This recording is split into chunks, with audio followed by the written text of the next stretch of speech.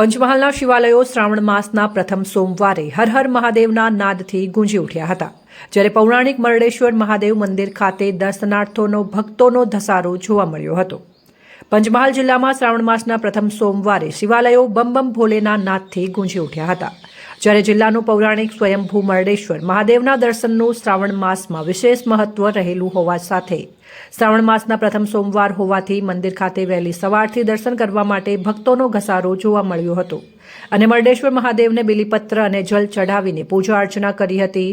ઓમની પ્રતિકૃતિ સતત ગંગાજળનું વહેણ જલાધારી ધરાવતું અને 8 ફૂટ ઊંચાઈ અને 8 ફૂટ પહોળાઈ અને રુદ્રાક્ષ જેવી ભાત ધરાવતા મરડેશ્વર મહાદેવના શિવલિંગના દર્શન કરી ભક્તોએ ધન્યતા અનુભવી હતી. દૂર દૂરથી તેમજ અન્ય રાજ્યમાંથી પણ આજે મહાદેવના દર્શન કરવા માટે ભક્તોની અવરજવર જોવા મળી હતી.